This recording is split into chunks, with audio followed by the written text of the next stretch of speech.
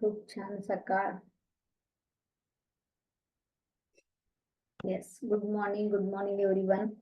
आजचा दिवस खूप सुंदर आहे, छान आहे, एनर्जीनं भरलेला आहे, एक्साइटेड आहे. हे स्वतःला छोटे छोटे अफर्मेशन रोज सांगत राहायचे, रोज स्वतःला हॅमरिंग करत राहायचं. हॅमरिंग माहिती ना? हॅमर हॅमर करत असतो आपण. सारखं सारखं जर एखाद्या गोष्टीला हॅमर केलं, तुम्हाला एखादा मोठा दगड दिला आणि त्याला फोडायला सांगितलं, हॅमर करायला सांगितलं, 1 2 3 4 100 टोले त्याला फोडण्यासाठी लागले आहे ना. आपण 100 टोले लागल्यानंतर आपण खूप खुश होतो की चला 100 स्ट्रोक झाले आणि शेवटच्या टोल्याला आपण खुश होतो. पण असं नाही की पहिला स्ट्रोक वाया गेला म्हणून. तो पहिला स्ट्रोक पण तितक्याच महत्वाचा आहे की जितका फर्स्ट होता. राईट? मग फर्स्ट ऍक्शन घेणं पण गरजेचं आहे. जोपर्यंत फर्स्ट ऍक्शन होत नाही तोपर्यंत 100 स्ट्रोक झालेच नसते आपली. मग आपली फर्स्ट ऍक्शन आहे की आपण रोज काहीतरी शिकण्यासाठी तयार आहोत, काहीतरी घेण्यासाठी तयार आहे. येस, मला माझी लाईफ चेंज करायची. त्यासाठी हे मॅजिक बुक आहे आणि अमेझिंग अमेझिंग असं मॅजिक बुक वर्क करतंय. वाटतंय काही काही सगळ्यांना की माझ्या आयुष्यात लाईट येत चाललाय, प्रकाश येत चाललाय, काहीतरी मला न्यू बिगिनिंग मिळाली आहे जादू मॅजिक बुकनी. किती जणांना असं वाटतंय? सगळ्यांना वाटतं. Very good. आपल्याला जर असं वाटतंय की चला मला हे होणार आहे, तर आपण एक लर्निंग मोड मध्ये जायचं सगळ्यांनी. लर्निंग मोड मध्ये जाण्याचं सगळ्यात पहिलं काय आहे, लर्निंग मोड मध्ये जर जायचं आपलं तर आपल्याकडे पेन आणि डायरी असली पाहिजे. काहीतरी लिहिलं पाहिजे आपण रोजच्या रोज. कारण काय होतं, ऐकलं, इकडच्या कानातून ऐकलं इकडच्या कानातून जातं. किती लोकांना माहिती आहे? त्याच्यामुळे राईट डाऊन करणं गरजेचं आहे. रोज नवीन नवीन जे शिकलो आपण तर नवीन नवीन पॉइंट ऍड करणं गरजेचं. न्यू न्यू जेवढं आपण, एक तर आपण लर्निंग मोड मध्ये राहतो. जसंही आपण लर्निंग मोड मध्ये राहू की आपलं ब्रेन, आपले ऑर्गन्स जे ऍक्टिव्ह होतात. आणि जबरदस्त आज आपला मला वाटतं 15वा दिवस आहे, 15वा चॅप्टर आहे ना. तर बघता बघता 15 दिवस झाले. अगोदरचे 2 3 दिवस असे आपले 17 18 दिवस होत चालले जवळपास. मॅजिक बुकचे किती पटापट दिवस जातात ना. तर हे दिवस असे वायाही गेले असते जर आपण शिकलो नसतो. तर बऱ्याच जणांचे जातही असेल अजूनही.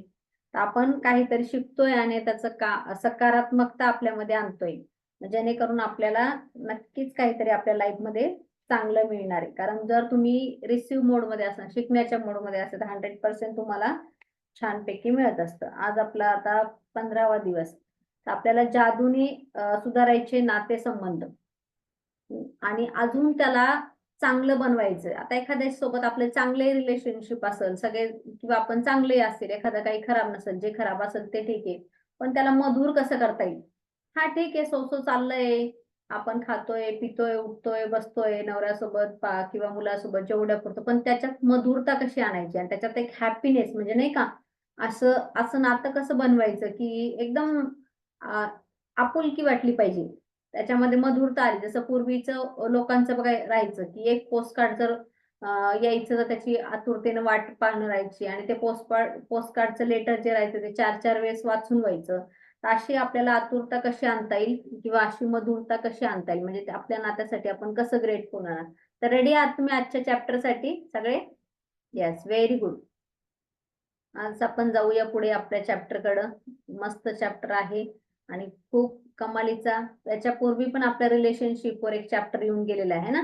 त्याच्यामध्ये आपण काही सिलेक्टेडच घेतले की नाते, त्याच्यामध्ये आपण सिलेक्टेड नात्यांबद्दल विचार केला ना, आपल्याला ते कसे हे करता येईल. पण आपल्याला सगळ्यांसोबतच चांगलं पाहिजे, सगळ्यांसोबतच आपली धूरता पाहिजे, किंवा आपल्याला एक स्पेशल असं नातं बनवायचंय एखाद्या व्यक्तीसोबत, किंवा आहे ठीक ठीक चाललंय सो पण मला माझ्या मर्जीप्रमाणे पाहिजे. तर त्याच्यामध्ये आपले काही क्रिएशन असतात. उदाहरणार्थ नवरा बायकोचं नातं किंवा मुलाचं आईचं नातं. तर आपण म्हणतो केअरिंग आहे, प्रेमाचं आहे, तर त्या कशा पद्धती असलं पाहिजे. काही काही आपले ड्रीम्स असतात की समोरच्या व्यक्तीने माझ्यासाठी असं असं वागलं पाहिजे, माझा बर्थडे असा सेलिब्रेट केला पाहिजे, किंवा मला अशा भावना माझ्यासोबत व्यक्त केल्या पाहिजेत. तसं आपल्याला कशा प्रकारे करता येईल आपण ह्या चॅप्टर मधून शिकणार आहोत. आणि अमेझिंग अमेझिंग वर्क करतो हा चॅप्टर. खूप महत्वाचा आहे ना, अतिशय. जर तुम्ही जेवढं याला सिरियसली घेतात ह्या चॅप्टरला, तेवढा तुम्हाला हा मदत करणार आहे तुमच्या. तर आपने जादू से अपने संबंधों को मधुर बनाए. यदि आप कोई संबंध टूट गया हो, आपके उसके मुश्किल हो रहा है, या आपका कोई संबंध टूट गया है, किसी बात के लिए द्वेष कर रहे हैं और उस पर द्वेष पर, एक मिनट, द्वेषमड हो रहा है तो कृतज्ञता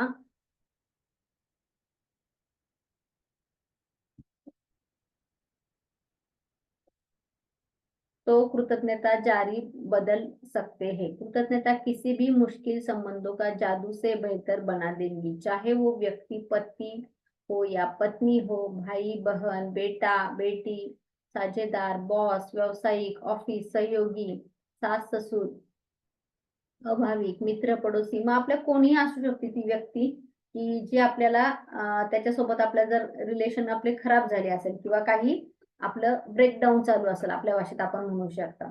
किंवा जनरली बघतो की सास आणि सुनेचं बऱ्याच घरामध्ये पटत नाही. काहीतरी मतभेद एकदम भांडण पण नसता, पण ती मधुरता पण नसते किंवा ते त्याच्याबद्दल ती आपुलकी पण नसते. आहे काय नाही काय चालू आहे म्हणून चालू आहे असंही असतं. असल में जब हमारा सामना किसी मुश्किल संबंधों से होता है तो उसको कोई चुनौतीपूर्ण स्थिति आती है। लगभग हर मामले में सामने वाले के प्रति जरा कृतज्ञता महसूस कर सकते। इसके बजाय हम संबंधों की समस्याओं के सामने दोष मढ़ने के जुट जाते हैं और इसका अर्थ हमें मन में रत्ती भर भी कृतज्ञता नहीं होती। दरअसल दोष देने से कहीं संबंध बेहतर नहीं हुआ है, इसका आपका जीवन बेहतर नहीं बनने वाला है। आप जितना अधिक दोष देते हैं संबंध उतना ही ज्यादा खराब होता है और आपका जीवन उतना ही ज्यादा खराब हो जाता है. आता बघा एखाद्या नात्यामध्ये आपण काय करतो की कळत न कळत आहे ना काहीतरी दोष शोधायला लागतो आणि ते आपल्याला पण कळत नाही की आपण कशा प्रकारचे छोटे छोटे हे करायला लागतो. मग त्याचे छोटे छोटे कारण असतात. त्यांनी माझ्यासाठी असंच नाही केलं, मी गेल्यावर माझ्याशी बोललंच नाही किंवा मला पाहिजे तसं मान सन्मान दिलाच नाही, मला हे करायला पाहिजे होतं. पण समोरच्याच्या डोक्यात ते काही गोष्ट नसती. काय तर ते तो त्याच्या त्याच्या याच्यात असेल पण आपण गृहीत धरतो आणि ब्लेम करायला लागतो. हां, त्यांनी ना त्यावेळेस मला पैसे पाहिजे होते दिले नाही. त्याची काही दुसरी अडचण असू शकते. आपल्याला आपण गृहीत धरतो आणि ते पुढे चालतो. त्याच्यानी आपण थर्ड पार्टीला पण ते सांगायला लागतो किंवा थर्ड पर्सन कोणी असेल तर त्याला पण सांगतो, की नाही, नाही असं-असं आहे. मग या सगळ्या गोष्टीतून आपण कशी फ्रिक्वेन्सी मॅच करतोय दोघांमध्ये. मग ते जे आहे अशी फ्रिक्वेन्सी बिघडती, की दोन्हीकडनं पण नाते संबंध खराब व्हायला चाहे संबंध वर्तमान को हो अतीत का यदि आप दूसरे व्यक्ति के प्रति दुर्भावना रखते हैं कृतज्ञता का अभ्यास करने से भावना खत्म हो जाएगी आप दूसरों के व्यक्ति या प्रति बुरी भावनाएं का हटाने की जरूरत क्यों है मग जर तुम्ही दुसऱ्यांच्या याच्यामध्ये जर कृतज्ञ नाहीच आहे कृतज्ञ तर सोडा पण त्याच्याबद्दल तुम्ही भावनाच नाही चांगली ठेवत आहे. उदाहरणार्थ तुमचे जाऊ असेल किंवा दीर असेल किंवा घरातली अशी कोणी व्यक्ती असेल ऑलरेडीच तुम्हाला माहिती की नाही त्या व्यक्तीचा तसाच स्वभाव आहे किंवा आपण हे ठेवलं तर मग त्याच्यामध्ये आपल्या भावना ज्या आहेत त्या कधीच आपले चांगले संबंध अशा ठिकाणी होणार नाही. क्रोध करणार सुलगते अंगारे जैसे पकड़े जैसा जिस उठाते हुए किसी दूसरे को फेक के इरादे से लेकिन आप जलते ही आप. आता बघा कधी-कधी आपण आहे ना, हे गौतम बुद्धांनी काय म्हटलंय, कधी एखाद्याला आपण त्रास करतो किंवा एकच गोष्ट आपण धरून ठेवली असते किती वर्षानुवर्ष. मग त्या व्यक्तीचा किंवा त्या गोष्टीचा जर आपल्याला राग आला आणि ती गोष्ट आपल्याला आठवली, आपल्याला कधी पण त्या गोष्टीबद्दल राग येतो आणि आपण त्याच्यात काहीतरी आपलं मन जे आहे तर ते असं हे होतं ना तळतळल्यासारखं किंवा आपल्याला राग येतो. मग त्याच्यामध्ये त्या समोरच्या व्यक्तीपेक्षा त्रास आपल्याला होत असतो. इनसाइड आपल्याला होत असतो जास्त. आपल्या सेल्सवर त्याचा परिणाम होत असतो. किसी दूसरे व्यक्ति के प्रति बुरी भावना आपके जीवन में को जला देती है. कृतज्ञता उन भावना को खत्म कर देती. मग दुसऱ्या व्यक्तीबद्दल जर आपली चांगली भावना नसेल, आपला वाईट विचार असेल उदाहरणार्थ शेजाऱ्यांनी एखादी गाडी घेतली किंवा त्यांनी घर बांधलं किंवा शेजारच्या बाईने दागिना घेतला, तर मग आपल्याला ती जलस फील होती आणि ती भावना आपल्याकडे व्यक्त होते. त्याच्यासाठी जी आपल्यालाच आपल्या याच्यामध्ये खराब होतं. आपण घरात आल्या नवऱ्यावर चिड करतो, तिने असं घेतलं, माझ्याकडे नाहीये किंवा त्याच्याकडे असं आहे, माझ्याकडे नाही. मग ते बघून आपण त्या वस्तूविषयी तर आपण हे करतोच, पण आपल्या इनसाइडनं पण आपण कुठेतरी नाखुशपणा दाखवतो. आपल्या स्वतःला कुठेतरी आपण परेशान करून सोडत असतो छोट्याशा वस्तूसाठी. मिसाल के तौर पर आपका कोई जीवन साथी है जो बच्चों के ज़रिए आपसे जुड़ा हुआ है, उसके संबंध अच्छे नहीं हैं, तो बच्चों के चेहरे देखें और यह एहसास करें कि जीवन साथी नहीं होता तो दुनिया में नहीं होते. बच्चों जीवन आपके किमती उपहारों में एक है. म्हणजे बघा एखादा नवरा-बायको असेल आणि त्यांचे संबंध चांगले नसेल, की नवरा काहीतरी त्रास देत असेल किंवा नवरा चांगला नसेल किंवा ते बाजू-बाजूला राहत असेल, पण आई मुलांसोबत राहते आणि मुलांचे जर चेहरे बघितले तर कळते, की हा नवराच नसता तर मुलं कुठून आले असते. आज आपण जर विचार करतो की मुलं सर्व काही आहे, नवरा माझा चांगला नाही, मी माझ्या मुलाला सांभाळ, मी काही काही आपण अशी उदाहरणं बघतो. पण त्याचं मूळ जर बघितलं आपण तर ते आपल्या नवऱ्यामुळं मिळालेलं आहे. बरोबर आहे?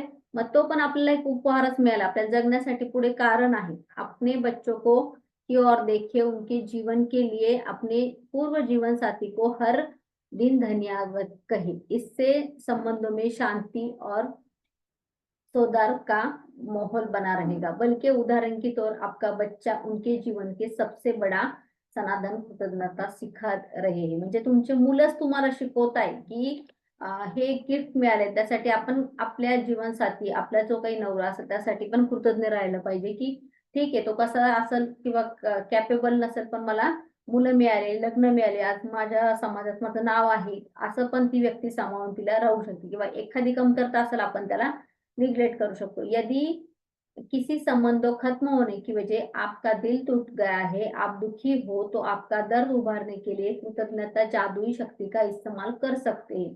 कृतज्ञता की भावनात्मक दर्द उपचार तथा खुशी रूपांतरित कर देती है। यह जैसे तेजी से उठनी कोई दूर दुसरी चीज नहीं करते। मेरे माता-पिता प्रसंग उसका आदर्श मिसाल आहे. म्हणजे तिच्या आई-वडिलांचंच उदाहरण दिलंय तिनी, की जर आपलं काही एखाद्याचे रिलेशन तुटलंच आहे, पण आपण तुटलेलं असलं तरी पण ते डोक्यात घेऊन बसत. त्याचे सगळ्या कंप्लेंट आहे, त्याच्यातल्या कमतरता आहे, त्या आपण त्याची रिव्हिजन करत असतो. मग तिने सांगितलं, "मेरे माता-पिता को पहली नजर में एक दूसरे से प्रेम हो गया था।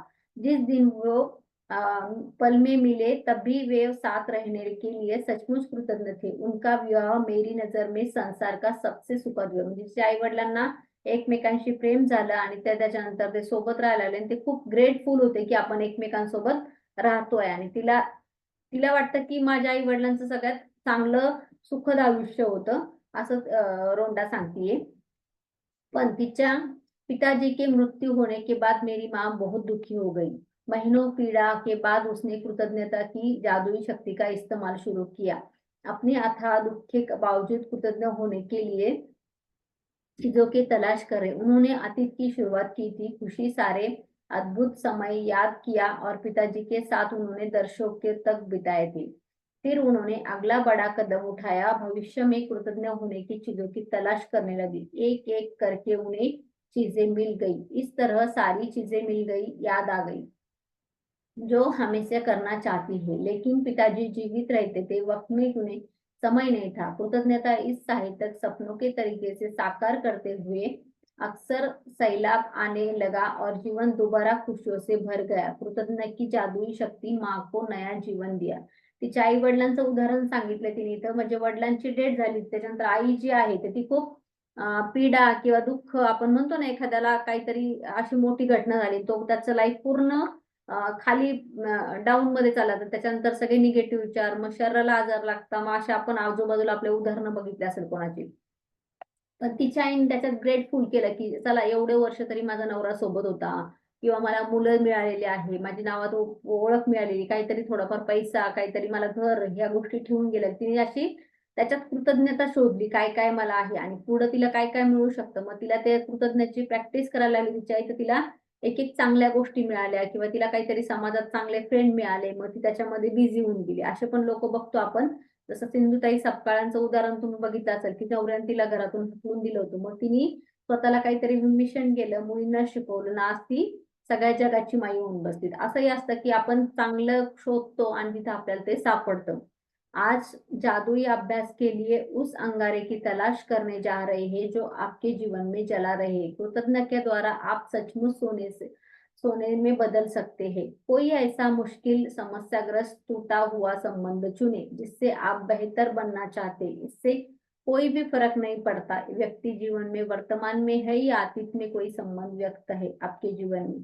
मग आता जर तुम्हाला खरंच हे मॅजिक बघायचं असेल ना, खरंच तुमच्या लाईफमध्ये सोन्यासारखं करायचं असेल, तर एखादं असं रिलेशनशिप शोधा, की ज्याच्यासोबत आता सध्या तुमचे खराब झालेले किंवा काहीतरी कडवाट आहे मनामध्ये, तुम्ही बोलत नाही किंवा काहीतरी तिथं कमतरता आहे. असं वाटतं तुम्हाला की ही कमतरता आहे त्या ह्याच्यामध्ये, पाहिजे तसं रिलेशन नाहीये किंवा ती व्यक्ती आता जिवंत असेल किंवा नसेल तरीही चालेल किंवा ती व्यक्ती तुमच्याशी बोलत नसेल, तुम्हाला जर चांगलं त्याच्याशी करायचं आहे, तर तुम्हाला काय करायचंय नंतर पुढे सांगितलंय.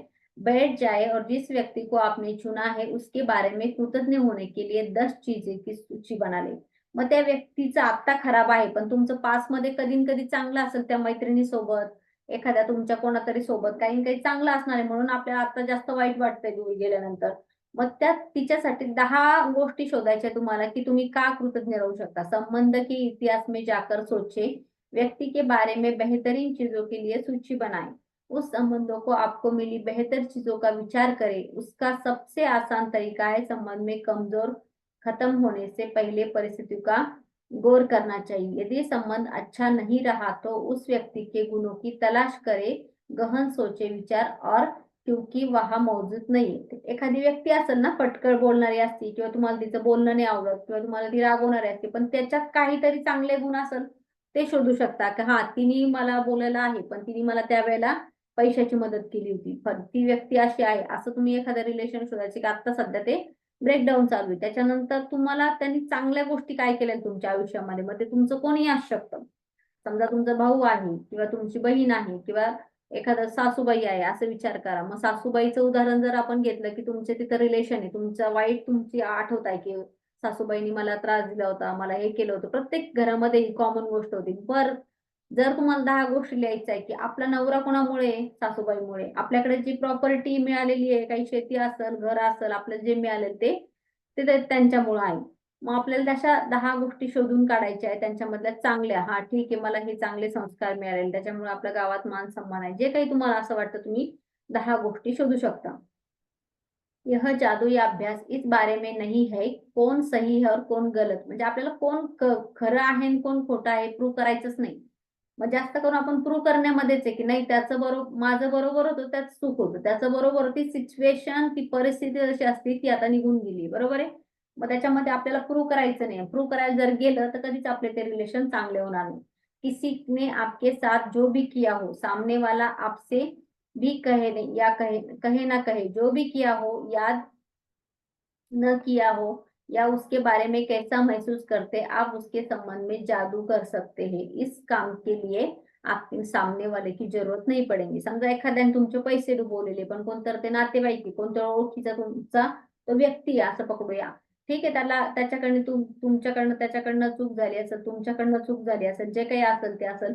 पण त्याला आपल्याला समोरच्याला त्याला जबाबदार ठेवायचं नाही ना आपल्याला जबाबदार. काहीतरी सिच्युएशन अशी आहे, परिस्थिती अशी आहे त्याच्यामुळं त्याची गरज नाही तुम्हाला, की रिलेशन फक्त तुम्हाला तुमच्यावर काम करायचंय. हर संबंध में सोना छिपा होता है. मुश्किल संबंधों में आप सारे जीवन में समृद्ध बनने के लिए आप उन सोने को खोजना होता है. जब आप सोने को ठेल की खुदाई कर लेते हैं, खोज उन्हीं लिख लेता है. उसी व्यक्ति का नाम संबोधित करें, अपने वाक्य में कृतज्ञतापूर्वक व्यक्त करें.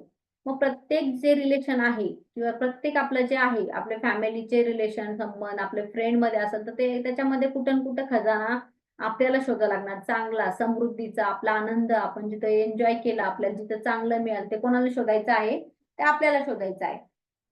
मग तुम्ही काय करायचं, एक पेन, पेपर, तुमची वही घ्यायची, त्याच्यावर त्या व्यक्तीचं नाव लिहायचं आणि मी यासाठी कृतज्ञ आहे. मग त्या व्यक्ती तुमचा भाऊ असेल, तुमचा नवरा असेल, बायको असेल, त्याचं नाव लिहा आणि ठीक आहे माझी बायको आपल्याला माहिती आहे, की स्वभाव असा आहे, जो आवडत नाही ते आपण सोडून द्यायचं आणि मला ती स्वयंपाक खूप छान करते, त्यासाठी मी आभारी आहे. मला वेळेवर माझे कपडे इस्त्री प्रेस करून देते, त्याच्यासाठी मी आभारी आहे. असे तुम्ही तुमच्या ह्याच्यातले रिलेशनशिपमध्ये 10 गोष्टी शोधायच्या आहे. मग ह्याच्यात उदाहरणं दिलेले आहे, पॉल म्हणून. पॉल के साथ बिताया समय के लिए कृतज्ञ हूँ. भले ही हमारा विवाह टूट चुका है, लेकिन मैंने बहुत सीखा. अब मैंने पहले से ही समझदार हूँ और मैं हमारे जो भी है उसका इस्तेमाल करने के लिए कई संबंधों पर. म्हणजे लेखिका तिच्या नवऱ्यासोबत रिलेशन तो खराब झालेलं आहे. पण आता ठीक आहे, मी जो पण वेळ घालवला आहे किंवा मला काही शिकवलंय समजदारपणे, त्याच्यासाठी मी आभारी आहे.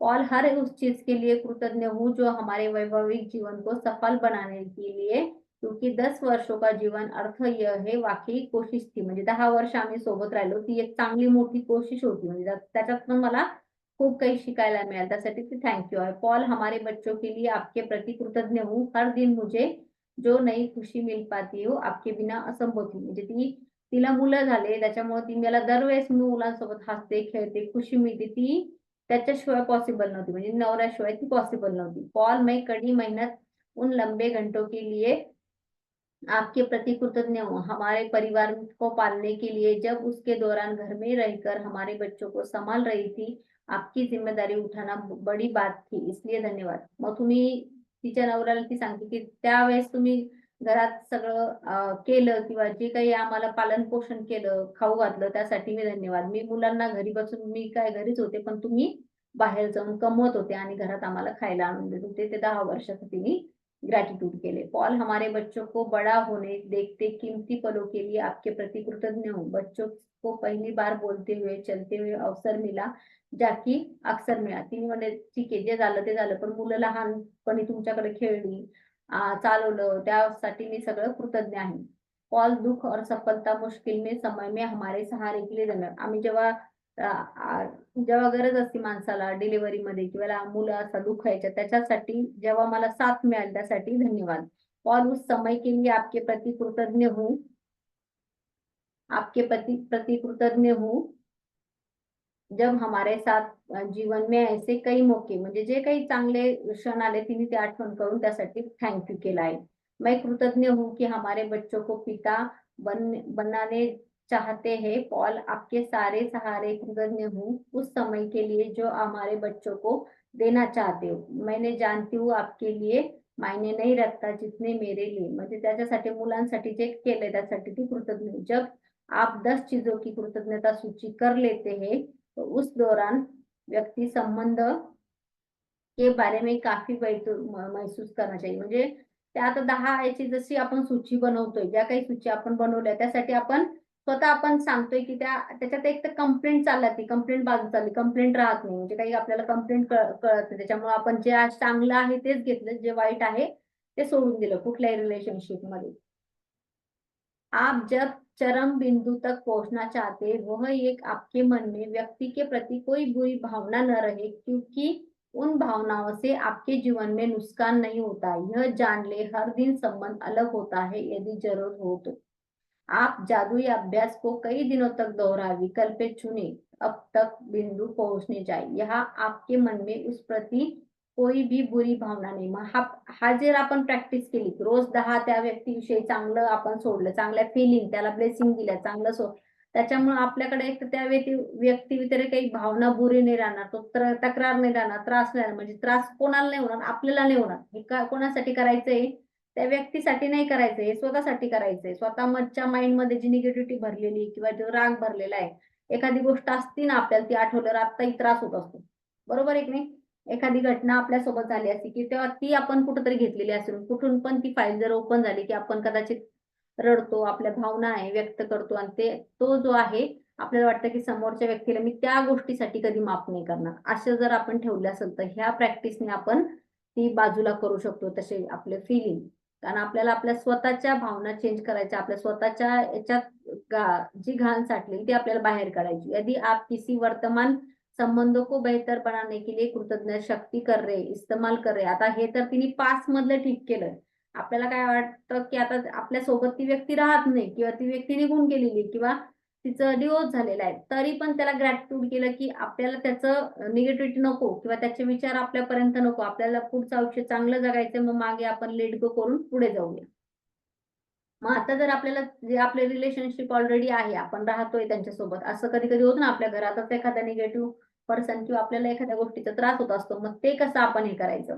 उस संबंध को चमत्कारिक ढंग से अपनी आंखों के सामने बदलता हुआ देखेंगे. दरअसल कृतज्ञता का संबंध जादुई अंदाज में बदलने के लिए केवल एक व्यक्ति की आवश्यकता होती है. जो व्यक्ति कृतज्ञता का इस्तेमाल करता है उसे जीवन भर मग तुम्हाला त्या बाकीच्या लोकांशी काही घेणं नाही. तुम्हाला स्वतःला बदलायचंय, मला स्वतःला माझ्यावर काम करायचंय आणि जेणेकरून मला त्या व्यक्तीसोबत चांगले, मग तुम्हाला समोर जेव्हा एखाद्या व्यक्तीसोबत समजा नवऱ्यासोबत चांगले रिलेशन करायचे, तुम्हाला चांगले गुणसाठी तुम्हाला ग्रॅटिट्यूड द्यायचंय. घ्या, माझे मिस्टर आहे, ते गाडी खूप छान चालवता, आम्ही सेफली जातो किंवा मला पैशाची कमी पडू देत नाही, मला हे घेऊन दिलं, ते घेऊन दिलं. तुम्ही पास्ट मधले सगळे जे ग्रॅटिट्यूड आहे त्या व्यक्तीबद्दल लिहू शकता.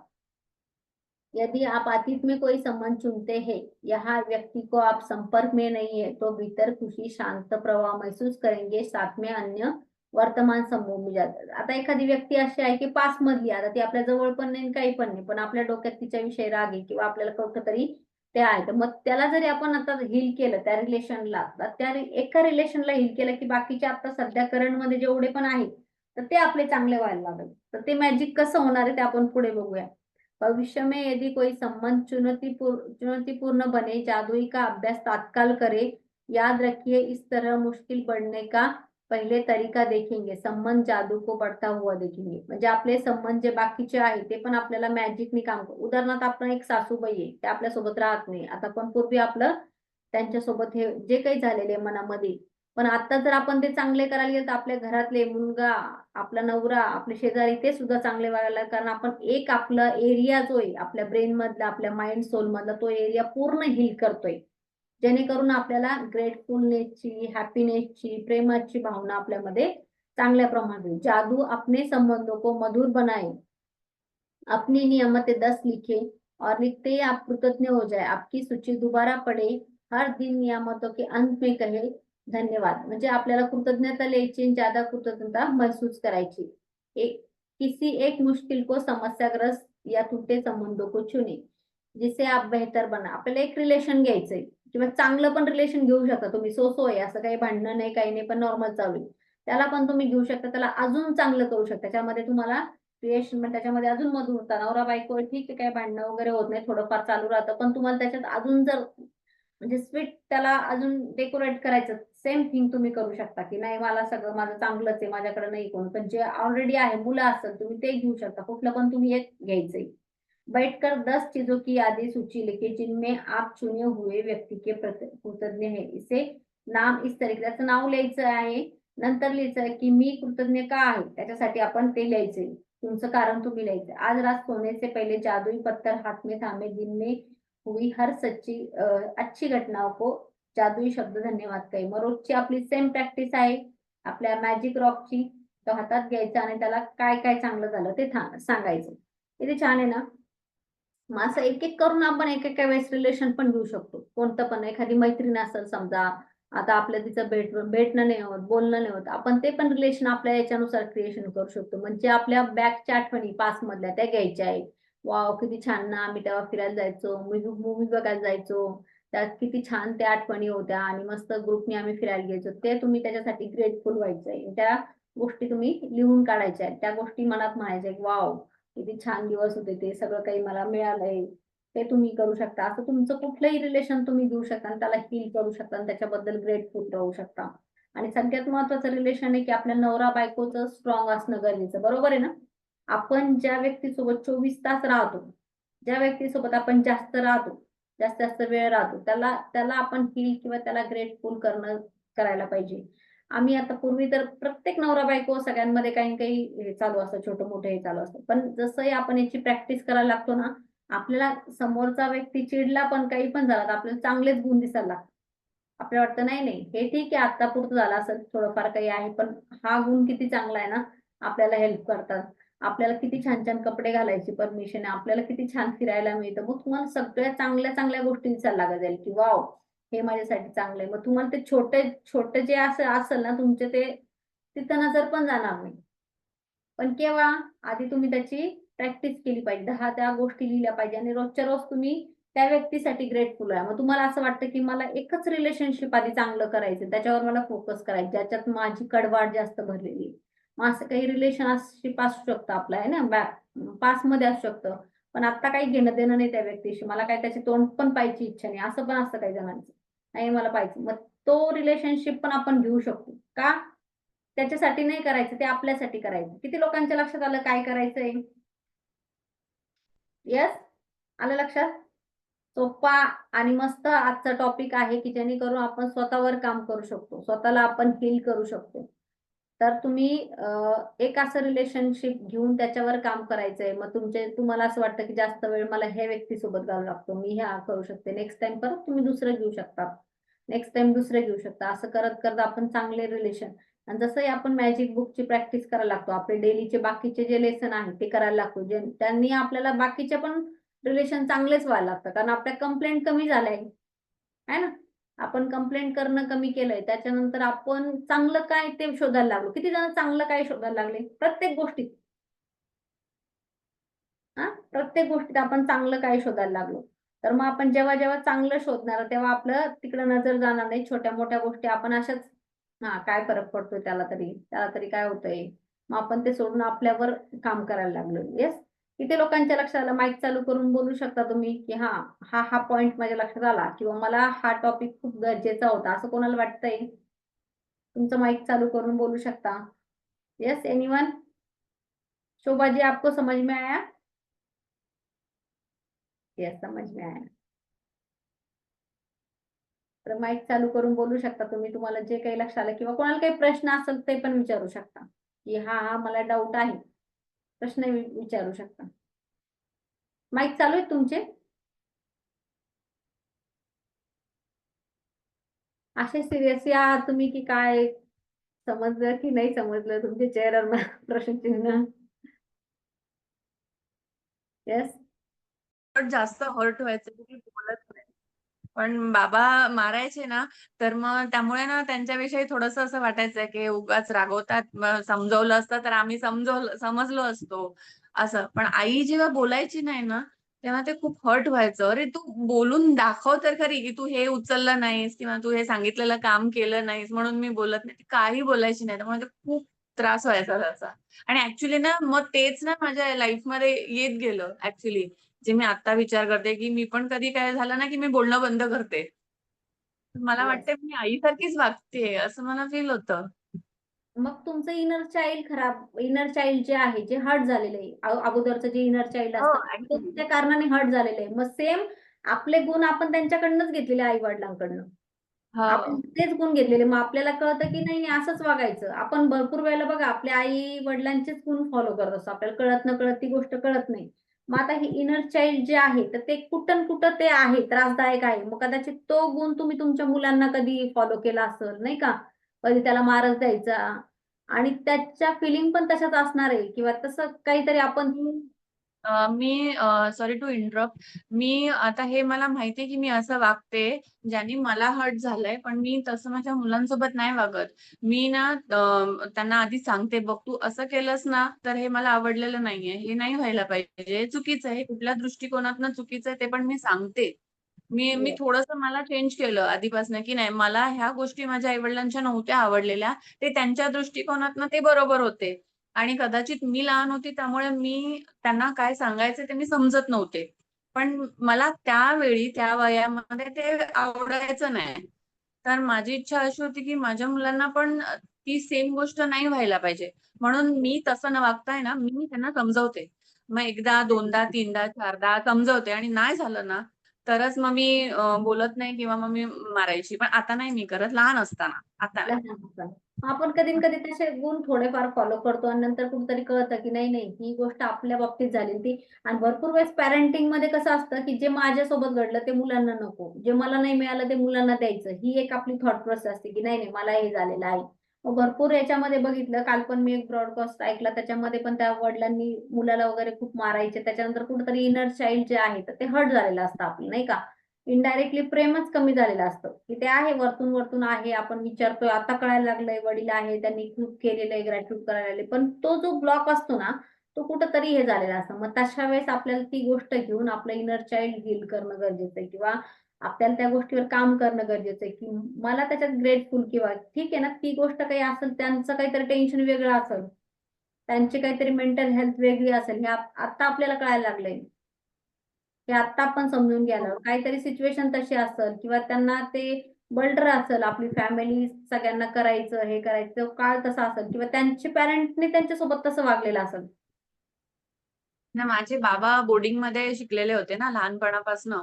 त्यामुळे हं. मग तेवढं त्यांना स्ट्रिक्टनेस होतं आधीपासूनच. इतक्या वाजताच उठायचं, इतक्या वाजताच काम करायचं, इतक्या वाजताच जायचं. त्यामुळे ते जरा स्ट्रिक्ट होते. त्यामुळे मग आम्ही तेवढं मनाला लावून नाही घेत. आम्ही त्यांना उलट जास्त प्रेम करतो, पण की त्यांना लाईफमध्ये तेव्हा प्रेम नाही भेटलं कारण बोर्डिंगमध्ये असल्यामुळे स्ट्रिक्टनेस त्यांच्याबरोबर राहिलं. त्यामुळे त्यांच्यामध्ये तसंच राहिलं ना. पण आम्ही घरामध्ये आम्ही कधी आई, मी आम्ही कधीच तसं नाही वागत. आम्ही त्यांना उलट जास्त समजून घेतो. बरोबर आहे. मग ही गोष्ट अशी आहे, की त्यांचं जर पालन-पोषण बोर्डिंगमध्ये झालेलं आहे. भरपूर जणांचं आपण बघतो बोर्डिंग, की त्यांना ते फॅमिलीविषयी अटॅचमेंट राहत नाही. कुठेतरी त्यांचे इमोशन झालेले असतात. त्यांचं इनर चाइल्ड मध्ये कुठेतरी खराब, म्हणजे जे पाहिजे होतं त्यांना वेळेवर मिळालं नाही, किंवा त्यांची इच्छा नसेल तिथे राहायची, त्यांना बळजबरी ठेवलं असेल, किंवा त्यांनी खूप गोष्टी मिस केल्या असेल. सेलिब्रेशन आहे, सण आहे, फॅमिली आहे, काका चुलत, त्या सगळ्या गोष्टींचा स्फोट व्हायला कुठं जागा नसते. त्याला त्या फील भावना नसतात. मुली कशा रडतात, लेडीज कशा रडून दाखवतात, तसं पुरुषांच्या बाबतीत नसतं. तर ते कुठेतरी ब्लॉक झालं असं. मग ते ब्लॉकेज छोट्या छोट्या गोष्टीतून असे निघतात. दुसरीकडे आपण लागू करायला बघतो, तर ते कळत नसतं आपल्याला की आपण काय करत असतो तो. मग बरोबर आहे, त्यांच्या जागी ते आहे की चला, ही गोष्ट ते करतात, आपल्याला पण कळायला लागते की नाही त्या गोष्टी आहे. हा अनुभव मी पण घेतलेला आहे. मी माझ्या मुलाला टाकलं होतं 1 वर्षासाठी बोर्डिंगला.